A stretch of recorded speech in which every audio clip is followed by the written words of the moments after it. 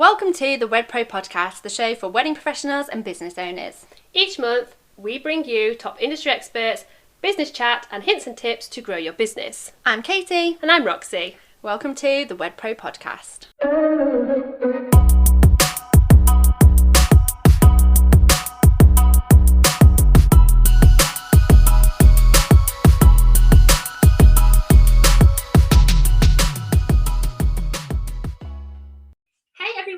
Welcome back to this episode of the Wed Pro Podcast. This is the first one in 2023, which I'm very, very excited about. So firstly, Happy New Year. I hope that you are all doing well and that you've had a fantastic Christmas and you've eaten a lot of food, because that's what we need to do at Christmas. So today, I'm joined by the amazing Debs Morgan, who is a real relationship expert, and I think this is a really great topic to be kicking off the new year with. So welcome to our podcast. It's great to have you here. Thank you very much. It's great to be here. Cool. So tell us all a little bit more about what you do, why you do it, how it started. Tell me it all. I want to know. Oh wow, okay, how long have we got? Well, as you might have guessed, I'm a relationships coach, but I don't just work with couples whose relationships are in difficulties. You know, relationships, they're transient things. They go up and down, and we can have the best relationship in the world one minute, and then a couple of weeks later think, what on earth am I doing with this person? Why have I married them? You know, why am I here? I have it myself with my partner. There are times I've looked and thought, will you please stop breathing? Because he breathes too loudly and it's annoying. We all have those niggles. Yeah. And it's really important to recognize that there's no such thing as a perfect relationship. You know, every person's idea of a perfect relationship is completely different. So you might look at somebody else and think they have the perfect relationship, but it's about asking yourself, what is perfect about that? And I help my clients to achieve their version of perfect. I also help them to get the confidence to make the decisions that are right for them in their relationships. So when clients work with me, the first thing I say to them is, look, I'm not going to promise you that you're going to stay in the relationship you're currently in. You know, if it's about getting it stronger and that's what you want, that's what's going to happen. But if you're looking for somebody to give you permission to say it's okay to walk away, then that might be what happens as well. And I have about a 50-50 split with my clients. 50% of them stay in the relationships they're in, 50% of them find the confidence and the courage to walk away. So, you know, that's kind of what I do. And it sounds a bit weird having somebody like me on a wedding podcast, but you know, let's focus on building the relationships underneath that. You know, whether you're the business owner or whether you're the client of your listeners, because it's really important to get the groundworks in place. But we'll get onto that a little later. Let me tell you why I do what I do, and I'm so passionate about it. I've got a personal background of abusive relationships. My first marriage, I was beaten up for the first time on my wedding night, which was a bit of a shock, to say the least. And that marriage was physically and sexually abusive. I left that marriage, went into my second marriage and married my kickboxing instructor. And the irony that I married a kickboxing instructor after being beaten up in my first marriage is not lost on me. But that turned out to be psychologically abusive, very, very controlling, very damaging, actually. When I left that relationship, I didn't know it. I was entering a 10-year legal battle to be identified and recognised as my son's primary carer, because part of the abuse was that he was trying to make out I was an unfit mother and all of those things, and took my son from me. So I had a lot of that stuff going on. That led me to a really, really dark place. I tried to take my own life, and I ended up working as an escort in the sex industry. But believe it or not, that's what saved my life. And working within that industry, I started to be inquisitive. Why do people treat people the way they do in relationships? 97% of my clients were married men. And when I asked them why they were using my services, they would tell me they were really happily married. I said, well, that doesn't make sense. Why are you using the services of the sex industry? So I got really interested in digging deep. And I always say I must have been the world's worst escort, because I just asked so many questions of all my clients. So that was I learned a lot from that. And that really then made me think there's more to this. You know, why was I treated the way I was in relationships by men who said they loved me? Why was I treated better when I was an escort by men who didn't know me from Adam and actually didn't owe me that? You know, Yeah. they paid for my services. And why were these men buying the services of the sex industry and yet proclaiming to love their wives? So that led me to start studying psychology a couple of years later, and I ended up doing a psychology degree on the Open University. But I also, as I came out of that industry, I had a classic pretty woman moment where I fell in love with one of the clients. He was a very wealthy man. I didn't need to work, and I entered into a relationship with him. It sounds idyllic. I had an allowance every month, but I had to account for every single penny I was spending. I could spend it on anything I wanted to. It really didn't matter what I spent it on, and he didn't mind, as long as I could account for every single penny. And when I knew very early on that I was in a very suffocating relationship and it wasn't the right thing for me, I couldn't get out because I'd not been able to squirrel any money away to look after myself.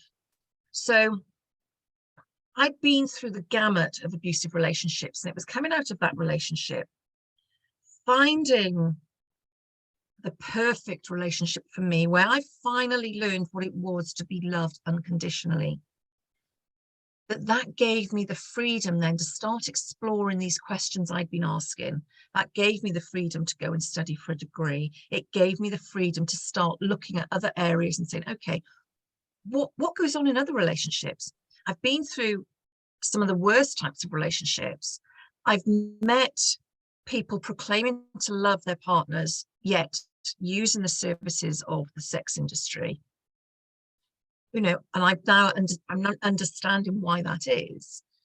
So actually, if we start taking all of this learning that I've been through and put it into helping people to create stronger, healthier, more robust relationships, maybe more people stand a chance of getting out the other end. So that's really what brought me to where I am now. And I started as a generic life coach, I trained as a coach, started as a generic life coach, and then recognized that most of the people coming to speak to me were people going through difficulties in their relationship. And it made sense then to really hone that down and go back to what had sort of attracted me to this arena in the first place. I'm just astounded. I'm like, you girl are incredible. Honestly, to have been through all of that and to come out the other side is amazing. And there's, you know, you're just amazing. I literally, the first day I met you, so we met you at Expert Empires, didn't we? Were so that's kind of like a WedCon for all kind of different businesses. So it's a business training day. And the first day I met you and I heard your story, I was like, oh my gosh, like you are incredible. And what drew me towards kind of wanting you to come on the podcast today was, you know, we all go through like ups and downs with relationships and things like that. And I just kind of thought, you know, how difficult is it to run your own business actually and to keep your relationship alive and on fire and, you know, in the right direction? I was like, yes, we need to get you on here, but you are amazing. So thank you so much. I was just drawn to your like energy. You are so amazing. So yeah, today this is the subject that we are going to be covering, guys. It's kind of how to navigate like loving your business and loving your partner and having them both be successful, because like having your own business. So for me, I am self-employed and my business kind of runs lovely with Katie, but my husband is employed. He has a full-time job. And I'm glad and I'm grateful that I have got Katie, because we can kind of lean on each other with like businessy things. But lots of other business owners in our industry may be doing it alone and maybe feel kind of that, you know, you can't talk to your partner about your business, or they don't understand it, or whatever it kind of may be. So I'm really, really glad that we're able to have you here today. I don't even know where to start kind of with this subject because it's quite a broad subject, isn't it, really? Absolutely.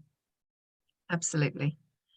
So I think the first thing to kind of talk about is, how do you kind of navigate, and this is kind of a personal question for me, I suppose, how do you navigate that kind of gap of me being self-employed and then the husband working and being employed?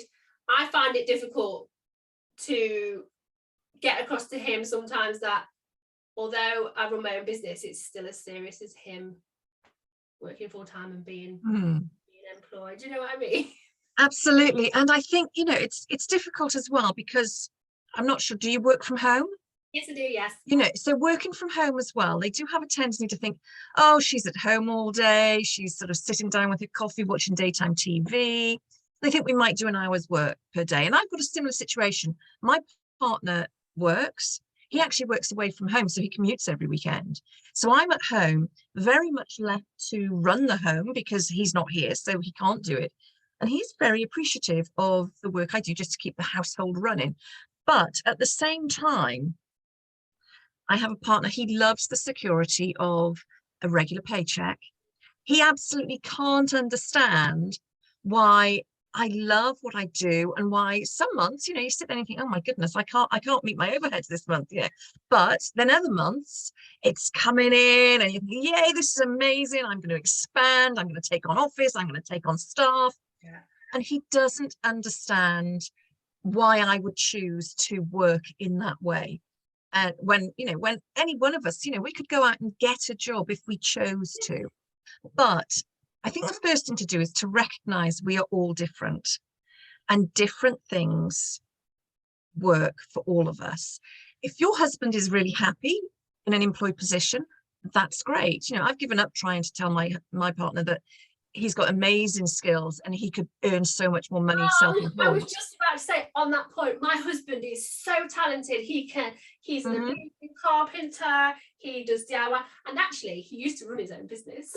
So when I first met him, I helped him set up his own landscaping and construction business.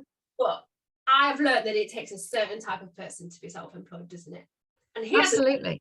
He hasn't got that drive when things aren't going right. Like, he can't be his own boss because he's not got that motivation. And I've actually forgot about that point. Like, actually, he has been where I am now. And as well, you know, my partner, he's got the drive and motivation, but he hates talking about himself. When I say to him, you're so talented at this, you're doing this, you're doing that, it's amazing. And he says, sometimes I hear you talking about me and I don't recognize the person you're talking about. And I said, why? You know, but equally, we all do it. You know, you said to me at the start of this interview, you're just amazing, your story, wow. And I get that a lot. And it's taken me a long time to recognize that that's not normal. My story isn't a normal story. Because for a long time I sat and I thought, well, what's so normal about it? I was just a woman trying to survive. You know, and that's it. I was just getting through the day. So it depends on our perspective, depends where we've come from. And I think it's important to recognize that our partners, you know, they may not want to achieve the goals that we have as couples generally in the same way as us. And it's important to recognize that as long as we have the same outcome, does it matter which route we take to get there? And I use this years ago. I had a different business, I had a team of staff, and I've used it when I've had my own staff, I've used it when I've managed teams and employed positions. The important thing I think to recognize is it doesn't matter how you reach the end goal, as long as you reach it. And as long as that is done without harming anyone, without injuring anyone, without causing offense to anyone, then actually let that team member, and in this case, that team member happens to be your husband, let that team member do it in their own way. Because when they are happy, when they don't feel that they are being pushed to do something they don't want to do, they will be far more productive. And actually, they'll leave you alone as well. They'll stop saying, well, you know, you haven't made any money this week, or did that meeting generate business? You know, that's a big one. Many partners come home with, certainly my ex-husband. So I had a business with my second husband, and he would say, I'd say, oh, I've had a really good day today. Well, how much money have you made? Well, I don't know, but I'm building relationships. And a lot of that would generate business and money further down the line, but not immediately. And sometimes their expectation is that if you have a good meeting, and I'm going good in inverted commas, if you come home and say, I've had a really good meeting today, they don't understand that it takes a number of touches, to use marketing speak, before you get the sale. And having that good meeting is just one of those touches. I mean, it can, and we spoke about this on a previous couple of podcasts ago, actually. It can take up to 10 times, 10 asks Exactly. to get the sale. 10. Yeah. Yeah, we still go back and we do it over and over again. That's it. And I know with my clients, usually they need to have been in my sort of universe for about 18 months to 2 years, because asking someone like me for help, it's really scary having to admit we're having problems. Yeah. So I rarely will close a sale on the first or second meeting. They've been watching me and getting to know me for a number of years. So it's about patience, and it's really easy for partners to get frustrated, particularly as well when they see us putting in so much time and effort and not getting the rewards for it. Sometimes, you get the rewards instantly, and others you don't. And that's one of my partner's biggest frustrations. You spend so much time and you put in so much effort. If people knew how much time and effort you put in, I say, yeah, but it doesn't matter, because I enjoy doing that. Doing the behind the scenes stuff, so to speak, is as exciting and interesting for me as doing the face-to-face stuff. And I'm sure you're the same. You're in an industry that is every girl's dream. You get to work with all of these wonderful products that people want on the most important day of their lives. They want the perfect day. Who wouldn't want to be involved in that? So it's about having those conversations with our partners and saying, yeah, I really appreciate that, you're frustrated on my behalf. And that's really nice to know, because it shows me you recognize how much work I'm doing. And when you can perhaps phrase it that way, but also reiterate to them that this is what I love to do. It's what I enjoy doing, and it doesn't feel like work. Yeah. I think it's just finding different ways to explain it, because from their perspective, and let's face it, most men want to look after us. They want to fix the problem. They want to look after us. There's no getting away from it. That is just, that's biology, ultimately. That's genes or DNA. And they just want to look after us. They want to make sure we're happy and looked after. And if they see us, getting frustrated because things haven't gone the way we want them, or see us burning the midnight oil, they want to come in and rescue us. And if they are in an employed position, their way of rescuing us is to say, well, look, there's no shame in going for an employed position. Go and do it. But you're right. It takes a special person to be self-employed. That's for sure. We're all special.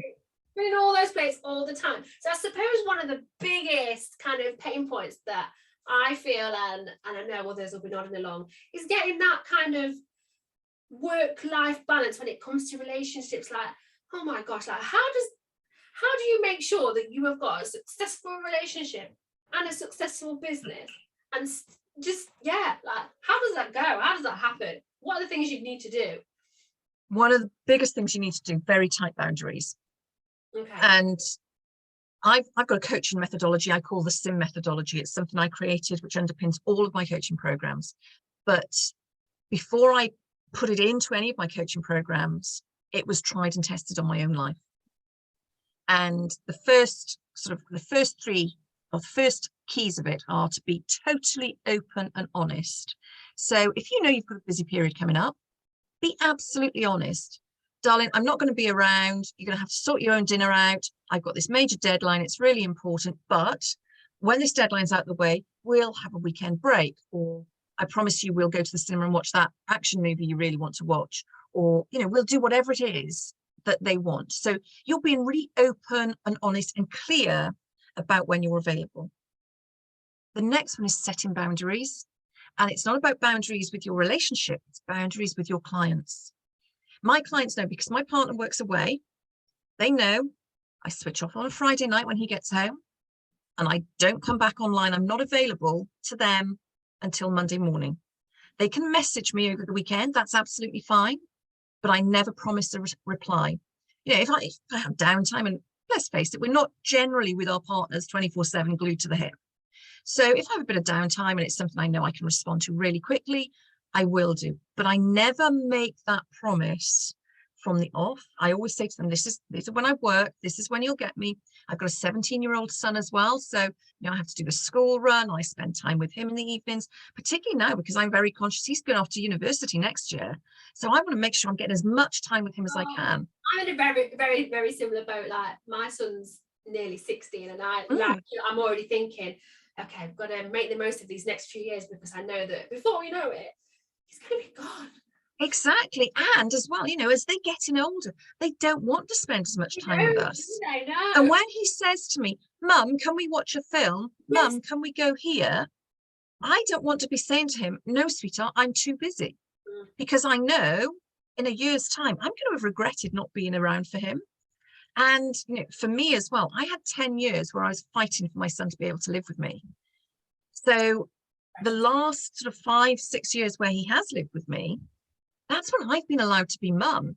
And there's no way, after the energy, the pain I went through, not to mention the expense I went through with all the legal fees I had to pay, there's no way I'm now sure that you're going to be making absolutely. So again, it's about having those clear boundaries with my clients, but equally, I have a membership I run, and they know that that's on a Wednesday evening. So right, I've got my group on a Wednesday evening. You make sure, to my son, I'm not available between 7 and 8 on a Wednesday evening. That's when my group is running. So I will pick you up from school as usual. I'll give you your dinner. Then I'm not available for an hour, but once I've done that, about 8:30, we can sit down, we can watch something. Invariably, he said, no, it's okay, Mum, I'm going to stream on YouTube or whatever it is he's doing, whatever teenage boys do in their bedroom with the doors closed. We won't go there, but he's streaming on YouTube usually. So I want to make sure I am available when he wants me there. Now, if he says, oh, Mum, I've promised I'm going to play online games with some friends tonight, I say, oh, that's all right. What time are you doing that? How long until? So I think, okay, I've got that time now. I can either do something for the business. I was going to say I could go and bake a cake. I don't bake, so I don't even know why I said that. But I can go and do something else, whatever I choose to, or whatever it is. Exactly. I like to run as well. My preference is to run early in the morning, first thing in the morning. But, I could go out for a run if I wanted, all those sorts of things. So it's about setting those boundaries. And people sometimes say to me, well, surely you're letting your son dictate your life.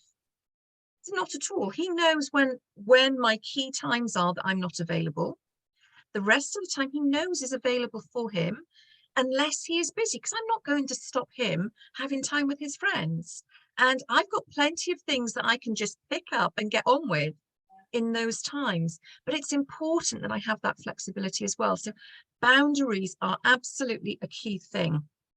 And then you have the time, and you can say to your partner, and my partner knows he comes home for the weekend, I have that time.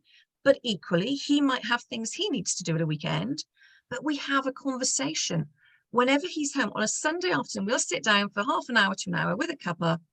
Right, what's going on? What are the plans in the diary? What key things have we got? And we might have events that we've planned to go to, or he might say, oh, I'm going to this event with one of my friends. And I'll say, oh, I've got a girls' night out. And you get all of that in the diary, so you both know what's coming up. There are no surprises. So it goes back to that being truly open and honest with each other about what's coming on, but also having boundaries in place. I suppose a way that you could do that is you could sync a calendar. I suppose that'd be. Oh, totally. We choose to do it. We've got a calendar, a very visual calendar on the kitchen wall, so we know what the three of us are doing in this house. Yeah. But, sync your calendars if that's what you prefer. Do it that way. And the other thing that's really good as well, have a date night. When my partner was at home, we would have a date night, and that was in the diary. We pick each week, we'd say, right, when's our date night? That would go in the diary, and that is as highly important as a client meeting. And you don't move that, because the subliminal message to your partner is she views me as important, and she's not moving anything. I was just thinking, because if this balance is off, I suppose we run the risk of our partner maybe becoming even like jealous of our business, or jealous of what are we doing without them. So I suppose we have to give our partners rightfully as much attention as we do our business.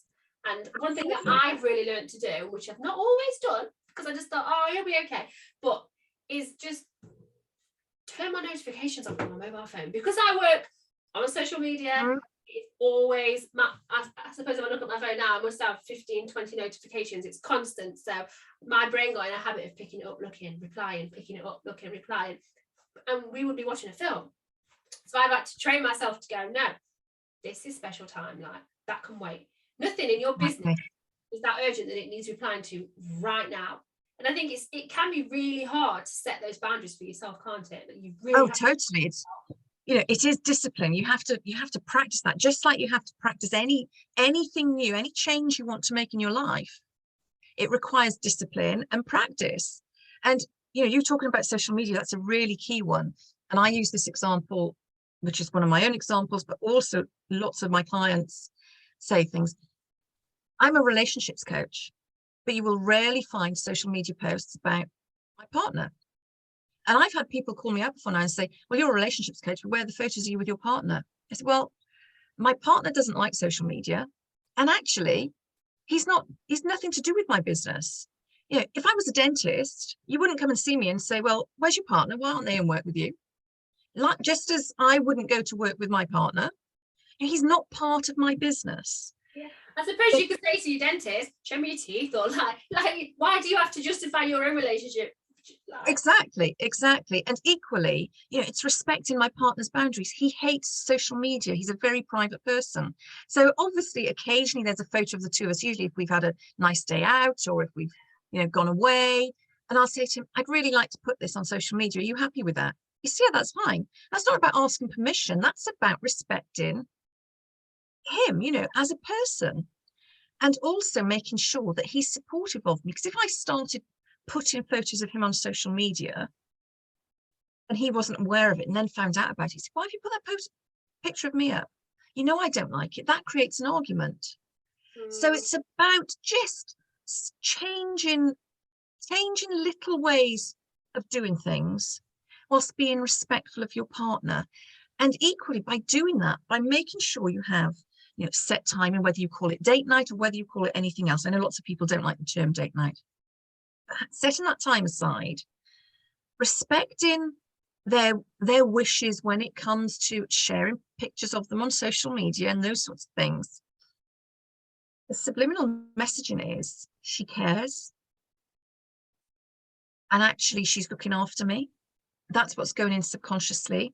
What that then does, that makes them start to pay more attention to you and start to recognize that I'm getting this time with you, rather than them saying, well, it's a classic refrain is, you never bother to arrange. As women, we are great at blaming our men for not doing something. Oh, yes. But we need to take a step back, because when was the last time we looked after our man? You know, when was the last time we booked the restaurant to go out for dinner? When was the last time we said, let's go and watch that theatre show, and arranged it? And when we start showing them that we're making time for them, they then start to reciprocate. And they start thinking, oh, well, I'm going to look after her. And instead of slobbing on the sofa watching whatever it is they're watching on TV, they then start thinking, well, I'm gonna think about something else. It might say, what time are you likely to finish tonight? No, this is outside of having your set date night. What time are you likely to finish tonight? And if you say, oh, well, I'll be done at 8, well, should we pop out for a drink? Rather than, well, there's no point bothering because you're never available. And it's really slight, minute changes in the way we as women behave to our partners. It actually teaches them how to behave towards us. And every single one of my clients, when I've helped them to make some minute changes, and obviously I've given a couple of examples there, everybody will have their own different examples. When I've helped my clients to make those minute changes, you will see after about 3 to 4 weeks, your partner suddenly starts to respond differently. And it's about training them how to behave. I've kind of done this because I have been known, and I'm fine admitting this, to be one of those that sits there and says, Chris never does this for me. Chris never does, like, my husband never books us a meal, or da-da-da-da-da. But I was like, okay, I'm going to take it upon myself to start kind of just little nudges, or oh, shall we do this? Shall we do that? And an example of this is this weekend I've got a children-free night, which never happens. And previous to me changing my ways, I would sit there and go, I know Chris is not going to do this, and like push the blame onto him. But instead, I said to him last night, I was like, oh, we've got no kids on Saturday night now, where my daughter's going for a sleepover. I said, shall we go out for a meal? And he looked at me and went, actually, yeah, let's do it. And now we're not only going out for a meal, we've invited his brother and his wife, and it's like a nice occasion. But instead of previous, that would never happen, because I would be expecting and waiting for him. It's like almost to make the first move, when actually he's never done that. So why would he start doing that? So I take it upon myself now just to do little nudges and little nice things for him, and he does. It's starting to be reciprocated a little bit more. Yeah. And there is actually a theory in psychology called the nudge theory. And it's used a lot in supermarkets. It's about nudging you to buy the things you don't really want, you know. But we can take that and use it in our relationships, and we can do things. It sounds really manipulative the way I say it, but you know, it's not. But we can change what we do to get the behavior and the results that we want. And you can do it in a really gentle way. You can do it in a way that isn't manipulative. And actually everybody is happier. And it's these small changes that make such a massive difference. You know, I always say in relationships, in business, we're told, don't sweat the small stuff. In relationships, I say, absolutely sweat the small stuff. And one of the biggest things you can do, as well as those little changes and taking the initiative, is to say thank you to your partner. Thank them when you're working really hard at your desk and they bring you a cup of tea or coffee when you haven't even asked for it. You say thank you. Or, you know, classic one, housework. Now, this day and age, women still do the majority of the housework. But if your partner does some of the housework, washes the dishes, vacuums the floor, sorts the laundry out, whatever it might be, thank them for it. Now that, yes, I can hear lots of people say, I'm not thanking him for doing the housework. He should be helping me anyway. But again, you thank them. Thank you for doing the dishes. That's really saved me. I'm really grateful. Or just say thank you. Initially, they say, what are you thanking me for? And you say, no reason, just thank you. You keep doing that over a period of time, they will continue to do more and more, because as human beings, we like to feel we are helping others. Yeah. It's just part and parcel of who we are. In helping others, we feel good. It gets those really good feel-good endorphins floating around our system, makes us feel good. And then when somebody says thank you, what they're doing is affirming that we have made them feel good. And that's giving us another rush of endorphins that makes us feel even better. So we want to keep feeling that way. So our partners will then go on and find, right, what else can I do? Because I really like this feeling. You know, it's nature's narcotics. Mm-hmm. You know, I really like this feeling. I want another hit of that. What can I do to get another hit of that? So they go and do something else for us. We say thank you. We feel good because we know, therefore, they are now thinking about us. They feel fantastic because you've thanked them and you've set all of these endorphins floating around the system. And it really changes the energy of a relationship. It sounds so simple. And so many people said, they look at me as if I've gone mad when I say thank you. You know, say to them, say thank you to your partner. And then they try it. And they normally notice within a week, things are changing. Again, it's like any habit. You need about a month. Yeah. And for it to really set in, you need to continue it for 3 months or more. And then it becomes habit. So you change your thinking, you change your behavior, you change a habit, it becomes a habit and it becomes natural. So those are really tiny things you can do almost without thinking about them. You'll have to think about them at first if you don't do them anyway. But they totally change the whole energy of a relationship. And it's incredible to see. They're really tiny things. So absolutely sweat the small stuff. I suppose once your relationship is thriving, then I know that's going to filter through. to just everything Oh, in it your life, does. business, like it's just going to feel, everything's just going to feel a lot less kind of stressy. My husband will tell me when I've emptied the bin. I've just done this, and I'm like, oh, thank you very much for doing that. You really helped me out there. It's almost sometimes like thanking a child. It is. And I often say, treat them like toddlers. We've got to keep reiterating behavior. You know, you're conditioning them. With toddlers, you're conditioning them. You know, what is good behavior? What isn't good behavior? So, you know, we're doing the same to our partners. In fact, we're doing the same to anybody, because it kind of goes for anybody, doesn't it?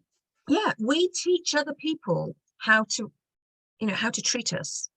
If we don't treat ourselves well, they're not going to treat us well, because again, there's so much that goes on at a really deep subconscious level that, you know, if we don't treat ourselves well, if they hear us talking down to ourselves, calling ourselves fat, oh my goodness, my bum looks big in this, they're going to start those terms of endearment. So many men do. I love your big bum. Now that's fine if you're comfortable with that, but so many women aren't. So, you know, don't say that about yourself. No. Start focusing on the things you love about yourself. And there are so many ways. You know, we haven't got time to go into all the different ways that we can improve our relationship, just like tiny steps, tiny changes. It doesn't take a lot, but you know, give your partner the time. Let them know you're making time in your day or your evening for them, and that is set in stone. Say thank you to them, because it makes them feel good and will make you feel good as well. And just those little changes. And don't forget the date night. The date night is so important. So would you say date night once a week, once a fortnight? Like, does it have to be? Whatever works for you as a couple. You know, some couples, they want it every week, other couples once a fortnight. And, you know, we've got to consider some people work shifts, so it's not possible for you to have a date night every week. But make sure that time is set aside in the diary and it is set in stone. It doesn't matter how often. I mean, if you end up and it's once every sort of 6 months, then you've got a bit of work to do. Let's face it. Yeah. But if 1 month you're having a date night or a date day every week, but then the next month, because of work patterns, it only happens once or twice that month, don't beat yourself up, but just make sure it's in the diary, because the reassurance it gives. Think about if you're really desperate for a doctor's appointment or a dentist appointment, you've got an issue and you're trying to get an appointment, or even get a hairdresser's appointment. Oh my goodness, I can't get into the hairdresser for 6 weeks. And we've all done it. We've all sort of, you know, I colour my hair. We've gone to Boots, picked up that colour, done it ourselves, and I think, why have I done that? It's an absolute mess. Oh, my hair's a mess. Oh, I'll just go somewhere else and get it cut. And we're never happy with it. But we're desperately trying to get an appointment. So we book our appointments in advance so we can be sure it's in there, and we feel relaxed knowing that that appointment is coming up. It's exactly the same thing. If you're treating your hairdresser with more importance than you're treating your partner, perhaps a little bit of a problem and an imbalance there. You know, at least put them on an equal footing at the very least. And I think, you know, no one's perfect. No one gets this right. Yeah. It's like running a business. Running a relationship is very similar to running a business. Actually, there's lots of different like external things that you've got to consider. But one thing that I have learned, and I would like to say to everyone listening, is take the pressure off yourself. Stop comparing yourself to that social media couple that seems to have everything, that their shit together all of the time. Because honestly, that is not truth at all, is it? Like, that's not at all. And I can tell you from experience, those people you see who have the perfect relationship on social media, the likelihood is they're the ones with the most problems. And I mean, I've seen that from experience. There's a reason why my program is called Behind the Mask and my group membership is called Unmasked, because on social media we put a mask on. We show people the edited highlights. Yeah. You know, and the people, it's really funny. I've seen people absolutely gushing over their partner. This is we're so in love, and they're oh, hi darling, thank you sweetheart, and it's all over social media, and you think, oh, for goodness sake, please get a room. And it's not through jealousy, it's from my point of view. Maybe I'm getting cynical, I don't know. I love love. Okay, I love love, I love relationships. A relationship that works is just magical. It truly is magical. Very often you see people trying too hard, and that's what's coming out on social media. And I very often identified things with people just who I know in sort of within my networks, and I think, there's something going on here. And it's only a matter of time before the person confides in me. In fact, even yesterday, I happened to bump into somebody who I've only known on social media. We've spoken on social media, got on, but a number of times I thought there's something not right here. There's something, the posts look amazing, but there's something, I'm very good at reading between the lines. Yeah.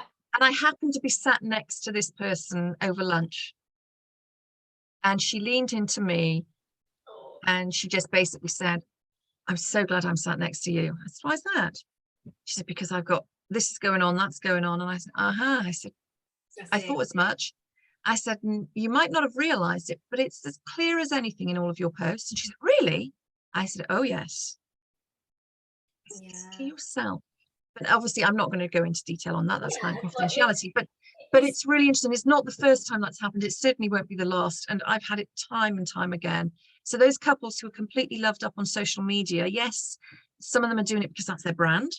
Some of them, they are genuinely in love. Don't get me wrong. I'm not saying disbelieve everything you see. Go fake. Yeah, but just be aware that a lot of it is staged. The influencers, particularly the influential couples, that's their brand. They have to do it. They have, they've got a brand to build, a business to keep going. Yeah, for me personally, I know when I am at my most comfortable and happy in my relationship is when I actually don't put anything on social media, because I'm too busy living in the moment to actually. I do find that we love social media, like it is what we do, it's our thing. But for me, I get fed up of, it's like justify, it's like who am I showing this to and why? Like why am I putting this out there to who? To show people what? So I do take like photos of lots, so I've got memories, but I don't ever put them anywhere.